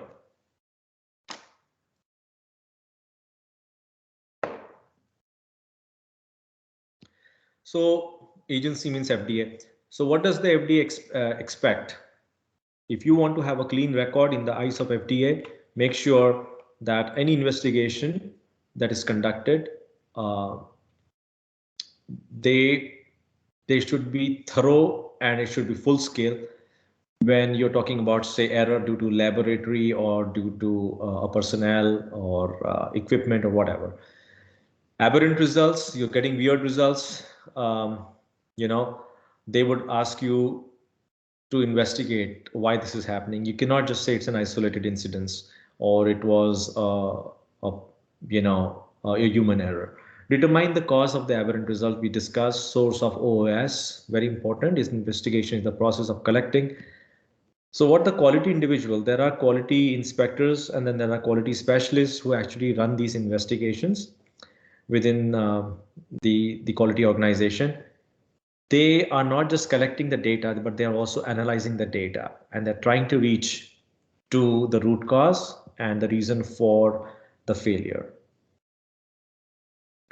This is an important slide. Not sure if you have heard about it. Sometimes there are warning letters that we read on the FDA website and they are very interesting to read. If you get a chance, everybody, first of all, should have a subscription of free subscription on the US FDA site, fda.gov/CDER, Center for Drug Evaluation and Research, CDER. ये free subscription रहता है. It will come into your emails every now and then. You should have this subscription and you can choose different modules. It will be about product approvals. It could be about quality related warning letters. It could be about new facility registration, new product approvals, different, it could be CBER, which is the biologics division. So like, for example, most people are subscribed to CDER. CDER will publish warning letters. And when you read the warning letters, it's very interesting to see that sometimes the inspector has noted that when he entered the microbiology lab, he found that the plates had already shown growth, but the the quality individual, the QC individual had reported as passing. Now that is called data integrity, because the inspector was able to actually identify the problem right in the eyes. So, but not all the time there is somebody watching. You're working in the third shift and you're in a QC lab. How would you make sure that your data has to be believed? There's a term called ALCOA plus. That means the data has to be attributable. That means it was not just recorded by somebody, but it was recorded by XYZ on what date and what was the time, right? I can always go and check your attendance register and find out that even though you signed, you were on a vacation for 7 days because you went, you went to visit somewhere. Now that definitely will raise data integrity questions. Attributable. That means who actually generated the data or recorded the data.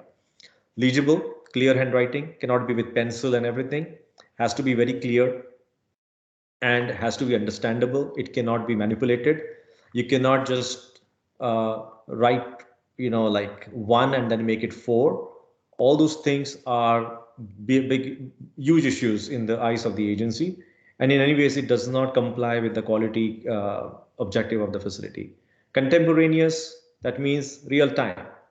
You run the RMG, rapid mixer granulator today, and you think you recorded a torque or the shear value of this, but you are going to come back tomorrow after your weekend, your day off, and then you're going to fill out the batch record. That's not acceptable. Original, not a copy. Yes. So where needed, if it's a let's say it's a balance, it's a metaller balance printout, it's a weight, right? Why would you not put the original copy? Why would you put a photocopy? It could mean that you're putting a photocopy of something else, of some another product that you're doing it, right? So it has to be original, accurate, of course, we understand, complete, very, very important. If it requires start time, end time, and then it also requires record the difference between the initial and next value, you have to write it. If the pH specification is saying the pH should be between 6.2 to 6.4, then you will just record the pH like that. You cannot write 6.28, 6.40, because the second decimal place is not required in the specification. So you have to go to that extent. Durable, very, very important. It cannot say that, oh, it used to be there, but now every 3 months we have a server update, so we clean the data.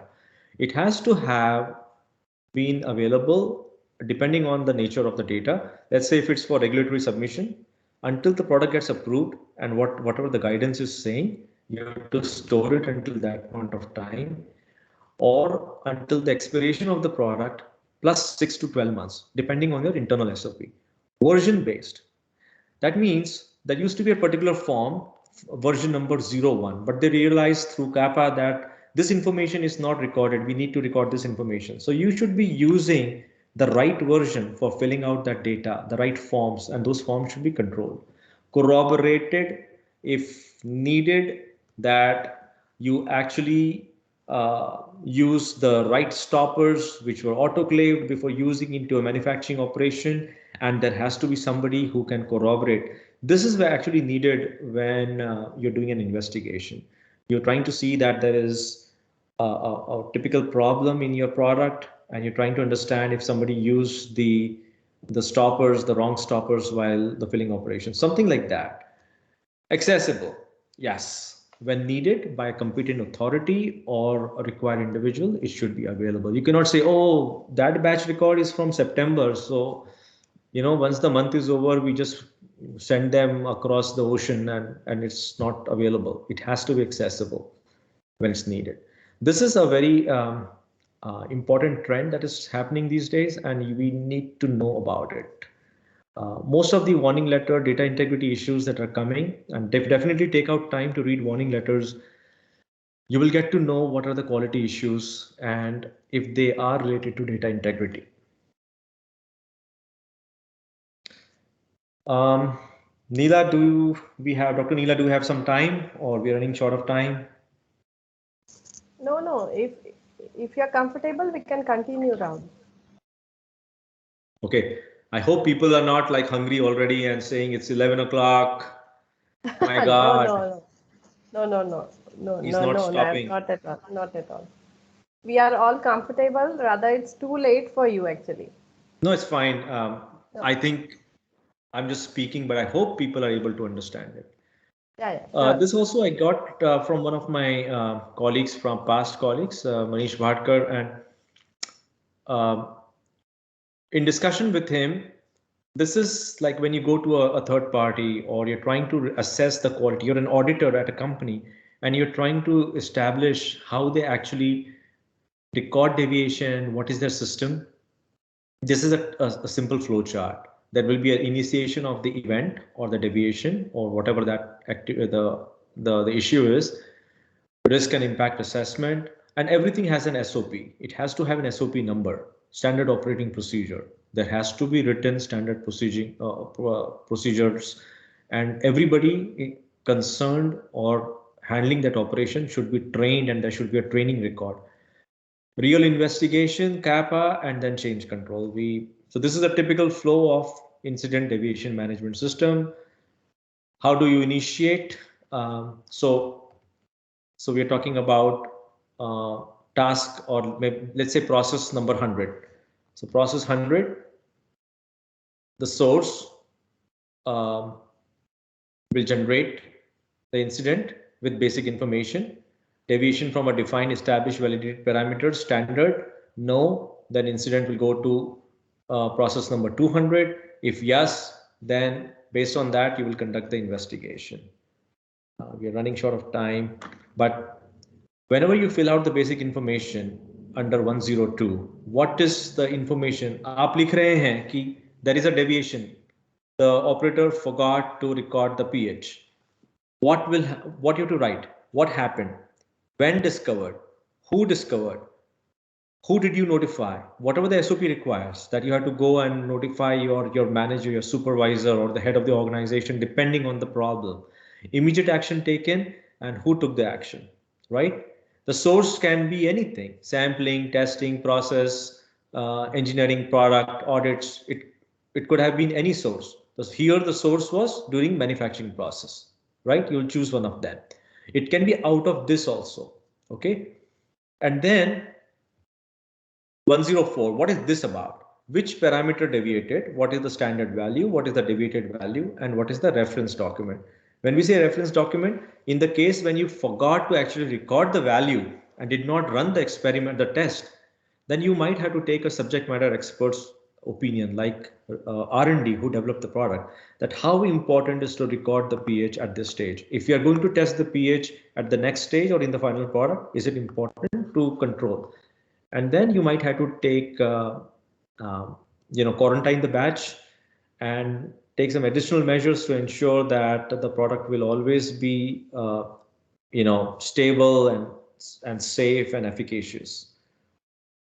How is, after you have done this, now you have to do impact assessment, right? Like the pH was not recorded. Uska kya impact hone wala hai? Now, there are two different methods, the decision tree method and the RPN method, and assessment by subject matter expert. Now, here we know that the in-process pH was not recorded, but in the final product, the pH is going to be recorded. Is it a critical direct impact? No, indirect impact. Maybe major or maybe minor. I cannot decide that, but at least it's not critical for sure. Okay, in consultation with the subject matter expert or using the decision tree or whatever methodology you're using, you will define the level of impact. There are 3 levels of impact. Then you will verify, and then what is verify? By experiment, by historical data, and by consultation. You will be able to assess whether the batch should be destroyed or the batch can be used for further disposition. Then we go to 300. What is 300? The 300 is root cause investigation. So first of all, you have to identify the team. In this particular case, the operations team, manufacturing team. Okay, they will run the root cause investigation. It will come to quality for review, acceptable, yes, then kappa needed, yes, we said we're going to change the way the data is recorded. You cannot proceed to the next data, or you're going to change the batch record that a second person also has to verify. Something like that.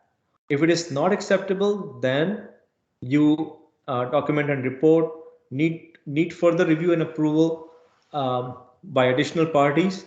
Acceptable, yes, and then you can go to the investigation root report closure. Now, the decision tree that I was talking about, although it is not directly going to impact, but having knowledge how exactly an investigation is conducted and you are at a third party auditing them, you will know that, oh yes, I have read about it. This is the right way to do it. And they have followed all the right procedures to conduct it. This is the decision tree method, right? Does the event have potential to adversely impact patient health? No, because we're going to test the pH in the final product. So no. Does the event have a potential to result in product contamination or cross contamination? Not contamination, but maybe stability issues. Does the product have adversely impact critical quality attribute? Stability, yes, then critical. No, and you have some evidence for that from the quality by design or from development data or some previous data, then only you will be able to make that decision. Does the event have potential to adversely impact the critical process control parameter stage? I don't think it's going to impact other testing parameters adversely. So no. Does the event have potential to adversely impact critical process control parameters, quality attributes, measuring instrument capability or accuracy? I don't think not testing pH is going to impact the assay or the ability to conduct sterility or anything like that. Does the event have potential to adversely impact process performance capability? No. Or the process capability? No. Based on that, you will be able to, this is a decision tree. It may not work. It's not like a one size fits all. It might work, but you will have to develop your own decision tree based on the deviation. Sometimes the deviation will be very novel and you will have to come with your own decision tree. But the approach is more or less the same. Whether quality is impacted, critical quality attribute is impacted, critical parameter, process parameters, control parameters, what is getting impacted. That's what you have to establish. Now coming to the tail end of the presentation, I don't believe I actually ate up 2 hours of some elite people over here, all elite people. Thank you very much for tolerating me. Q12. Now Q12 actually talks about the product lifecycle management and the kind of changes that we'll have to make. So very simple example I can give. You are procuring or sourcing the API for your product. Sorry? No, I'm sorry, Rahul. No problem. So you are sourcing API, the active ingredient for your product from a Chinese manufacturer, or let's say from a Japanese manufacturer. In Japan, they had an EPA review of the facility and they deemed that facility to be causing a lot of pollution and they have asked the facility to shut down. They notify you that starting December 2021, we will not be able to provide you product because we're shutting down the product, the facility. So what will you do? Would you have to redo the product, design the product again, and then go to FDA with a new application? Probably not. You will have to find an alternate vendor. On paper, you will do some comparison of the synthetic route, whether they are comparable and equivalent, the control parameters, the process parameters, and most important, the specifications and data and stability. If all these things are working out equivalent, they are same for same, like for like, or exact for exact, based on that, you will put together a strategy or a protocol in order to file either a PAS, which is a prior approval supplement, or changes being effected, where you just notify, you don't take permission, you just implement the change. In this particular case, most probably, you will have to do a prior approval supplement. That means आपको data generate करना पड़ेगा. You will have to generate data with the new API vendor, make some batches and validate, and then conduct stability, test at different intervals and different attributes, and put the whole comparison parameters and the fact that this facility is actually audited and approved in your system as well as by the agency, or needs to be audited, and you should be open for that and then submit it. So Q12 actually helps you make that assessment, that decision tree. How will you decide that this kind of change is permissible and what route I will take? Q12 helps you with that. Why I'm discussing about this? Because sometimes change of facility. You used to manufacture your product in Pune or Nashik, but now because of some reasons you're shutting down the facility, or you want extra capability or extra capacity. You're not able to manufacture 2 million units every month, and you want extra capacity, and you want to go and qualify a facility in Patan. So you will use the Q12 as a guideline. What does the Q12 do? It will harmonize the management of post-approval CMC changes. It will facilitate a risk-based regulatory oversight. It will support continual improvement. It has a wide impact. What is the benefit of Q12? It will reduce the unnecessary cost and time burden. You don't have to do a bioequivalence study or a clinical trial only because you changed uh, the vendor for a critical component in your product, right? You will be able to make some rational decisions, support continual improvement, uh, which can result in decreased product variability, facilitate the introduction of innovation in manufacturing. Let's say you used to have colorimetry as the major identification test, but now you're coming up with NIR, or you're going to implement HPLC related identification and not rely on IR. Those are innovations because you just don't want to have issues with the isomers or wrong category or wrong grade of material making way into your facility. All these changes that you want to make or upgrades and notify the agency or the FDA, the Q12 will be able to help you with that. In Q12, if you get a chance to read this guidance, you will see that there is a terminology called established conditions that is used a lot. Established conditions only means that whatever was existing or surrounding the situations, the conditions, the specifications, the input materials, whatever was being used during the design of the product, during the execution of the product in later stages, those are established conditions. That means the product has to be manufactured at in a room with 20% relative humidity. This is established condition. The product has to be manufactured and filled within 6 hours. That is established condition. But it doesn't always mean condition. It can also mean processes that are being applied. So established condition does not mean the commitments that you give in an application to the FDA, that once the product is approved, I will conduct stability on at least one batch in a calendar year. Those kind of conditions are not established conditions. So how to understand a decision tree for established conditions? So let's say you want to eliminate the need to test bioburden in your product. Or maybe it's an oral product and you're doing microbial enumeration test, microbial limit test on every batch. And now you want to, make it every 10th batch. Can you use the Q12 for that? Is this decision tree going to help? Is the process parameter either a critical process parameter or a key process parameter? What is critical process? That directly impacts your quality. Key process parameters, that indirectly, but it is mostly needed for execution. It's just like you need the gas, petrol to run the car, but the other one is the oil, the engine oil. It's needed for the health, the life of the engine. There are two different things.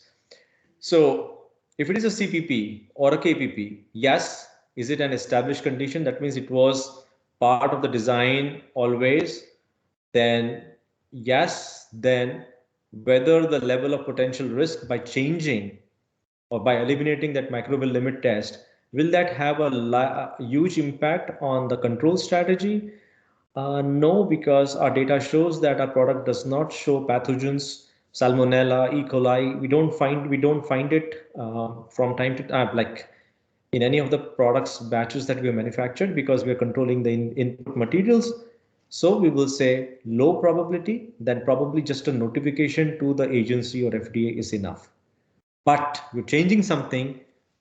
I've also seen has been a reason for some failures in the past, or could be a reason for failures. Even if the failure has not happened, then you need to notify and take that permission agency.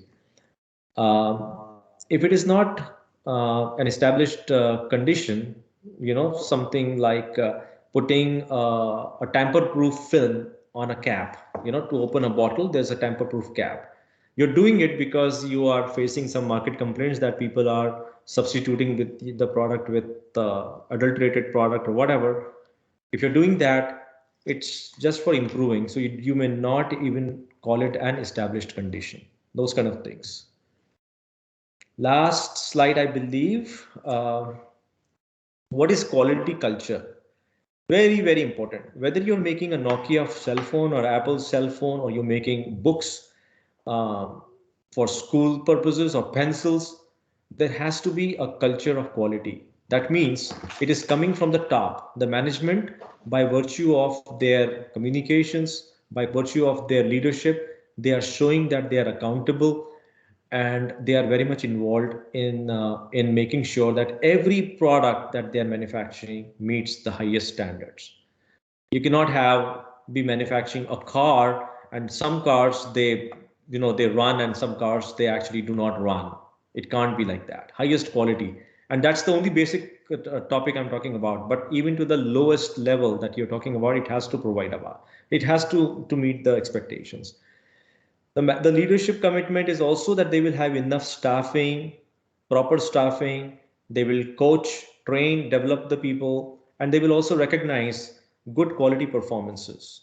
Communication and collaboration, again, uh, any quality initiative that you're running in an organization, this is all part of quality culture. Even if you are manufacturing shoes and not pharmaceuticals, this quality culture will be important, because anything that the quality group is driving, that information has to be disseminated across the organization, and whatever learnings that they have acquired by using certain tools and ideas, they have to do a knowledge transfer in others.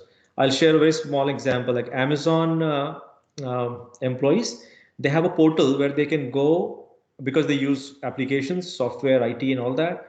If they found some idea and they use that, and that works with the application, they go and record it. Now, other people, if they refer it, that let's say like in the lab somebody used some hack and it worked, the other people can also go and refer it, and they can like it, and based on that you get a rating for that knowledge idea that was shared. So that kind of collaboration, also you can collaborate with your auditors. Employee ownership, that means if the employee has decided to reject or stop the batch because he or she thinks it's important, because it is deviating from the procedure, they cannot be intimidated, or they cannot be threatened by the superiors to not being able to make that quality decision. That means that quality culture, organization wide continuous improvement, very, very important. You have to update yourself with new technology, learn and implement new process and items. Technical excellence. For example, you're making injectables and you do not want any humans on the manufacturing lines. You're involving robots, or robotic systems that will actually sample the vials from time to time, will fix the issue, or run the machine. That is called technical excellence. That is something you can always evaluate and adopt in your organization. And this last slide that I added is very important in the eyes of regulatory agencies these days. They are saying you will bring the most best people, best equipment, best training, best auditors, but how about a site-wide culture of quality?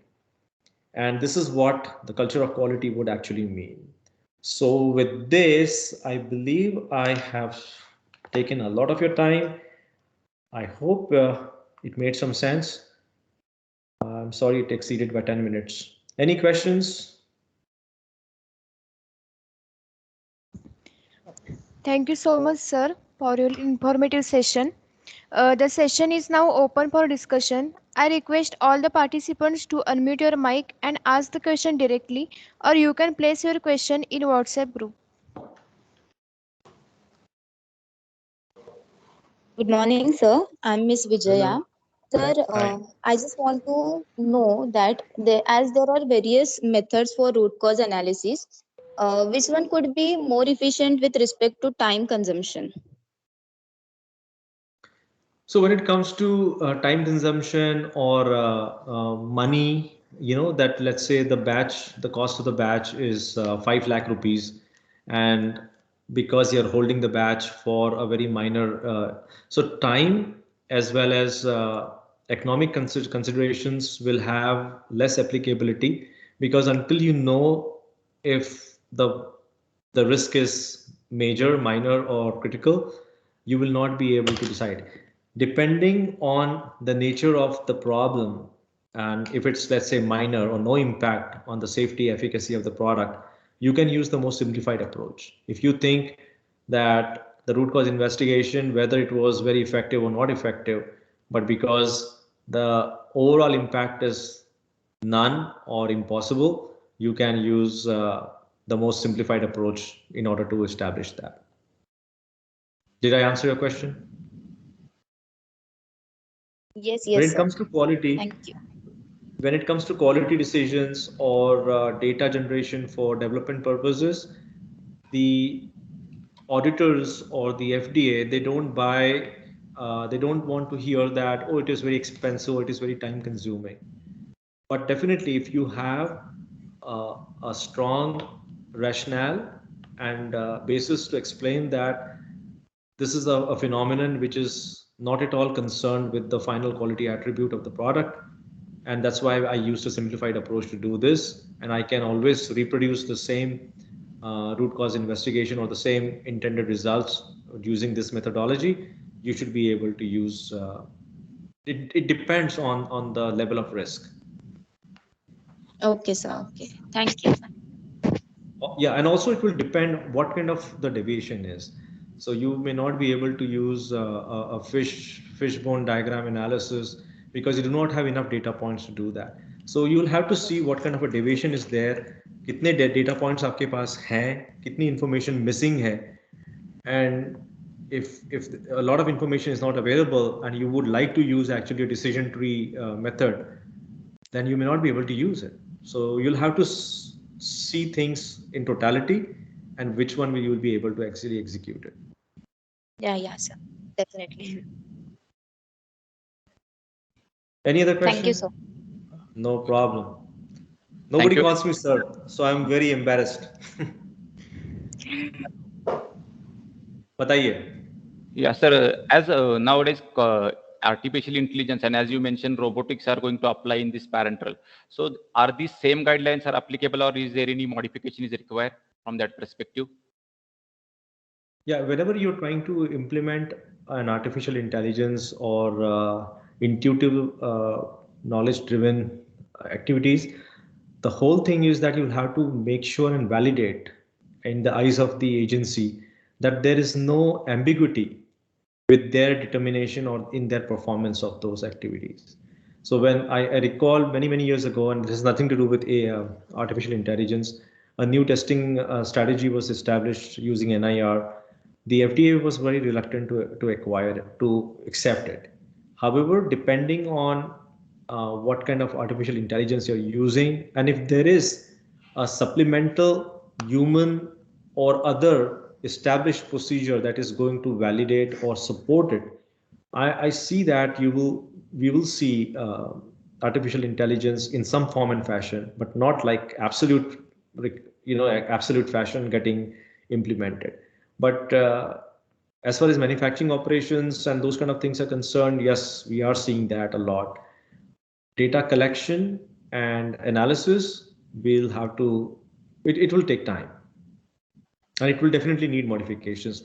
If Mercedes is using artificial intelligence, if Apple is using artificial intelligence, we may not be able to just implement it similarly for pharmaceuticals because of the high risks involved. Thank you, sir. Okay. Yes, sir. Thank you very much. Like I said, given a chance, try to subscribe to the Cedar subscription. They are free. What would happen is initially you will get data and information that you will open, you will try to read, you will not understand, but it's just like reading again and again and trying to understand where exactly it is coming from. You will start getting it. The interesting part is the new guidance and where FDA is heading forward. Things that you might have heard in a training session, in a symposium or a conference, you will be able to actually see that FDA is actually incorporating that for practical purposes. So some of the questions that you asked about artificial intelligence and things like that, you will be able to actually see that through those subscriptions that are coming to you, and it's free. So it's good to be connected with what's going on in the outside world. And also there are free seminars, SBIA seminars by FDA, and anybody can log in. It's web-based. It's free registration. Those are also very good to attend, just to understand what are the current approaches and current thinking in FDA's policies and guidance. And they have different variety of topics. SBIA, Small Business Industry Association. So look for it, and based on the relevance of the topic, you can always attend it. Thank you very much, sir. No problem. Thank you so much, sir, for your valuable Anytime. talk. I Yes, hope sir. it made some sense, and over the weekend you will be able to recall something, and you will be able to use it in your future assignments. I'm very glad I was given the opportunity and speak to you. Yeah, Definitely. sure, sir. Thank you again. Thank you, Dr. Neela, and all the support teams for making this possible. Anika, go ahead. Yeah, ma'am. Now I would like to request. Sir, Okay, I can leave, right? Rahul, just a minute. Just 2 more minutes. so actually, there is one question we have received from Dr. Mishra. The artificial intelligence online certified course for a long-term implementation. Mm-hmm. So can we do this artificial intelligence online certified course for long-term implementation? This is a upcoming, technology and tool. I would not actually jump at it that soon. You'll have to literally see if FDA is able to actually implement it, and you have to see some practical examples in the marketplace or in the commercial environment that people are able to use it. That remains to be seen. So online course, I'm not sure about it. If you can actually enroll, and you should actually go for it that soon. Okay, thank you so much, sir. No problem. Thank you, sir. Now I would like to request Mr. Atul Kadam, sir, to sum up today's session. Thank you, Anga, distinguished speaker and dear participants. On behalf of Bharati Vidyapeeth College of Pharmacy, Kolhapur, it gives me immense pleasure to take this opportunity to summarize this excellent session. Rahul sir shared his words of expertise on quality management system and objectives in external partnership, drug life cycle, in context with business, compliance, continuity point of view in this regularized world. Let me just go through few key points once again, sir. Sir has shared his views from basic what is meant by quality management or quality system, then pharmaceutical quality system Q2 guidelines, process and product monitoring, then corrective action and preventive action system with some of the case studies like role of sonication in a derivatization, change management system. Sir has explained in detail integrated quality management system model. Sir has also covered all aspects, also talk about warning letters which is issued by the FDA, then decision tree, then Q12 guidelines. he has shared some of the free resources. Surely, sir, we will subscribe to those email listing of FDSCDR, and also we will try to attend the webinars which is organized by the SIBA. So as sir rightly said, that quality culture is very important in each and everything. So thank you very much, sir, for such a lucid and insightful talk. And thank you, Coordinator Professor Bhatia Madam, for giving me this opportunity. Over to you, Anga. Yeah, thank you so much, sir. I, Miss Anghas Gekar, on behalf of Bharati Vidyapeeth College of Pharmacy, Kolhapur, take this opportunity to thank our eminent speaker for his wonderful presentation and valuable time. Thank you so much, sir. Now I request all the participants to turn on your camera so that we can have a photo with our eminent speaker. Thank you so much, Rahul, for this wonderful session. Thank you from my entire team. Oh, I enjoyed it. I hope it made some sense because, like I said at the beginning, that was an excellent session. yeah. Anyway, Dr. Neela has my contact information. If anybody wants any support or resources, I will be happy to pass it along. So, Yeah, wish you all the best. Wish you all the best and stay safe and stay happy. That's very, very important these days. Yes, have a quality life. Yeah, that's very important. Yeah. Yeah. Take care of yourself and your family. Yeah. Bye bye. Dhanyavad. Yeah. Thank you so much. Thank you. Have the pics been taken? Yes. Thank you so much, Rahul. Bye bye. Yeah. Bye bye. Thank you, everyone.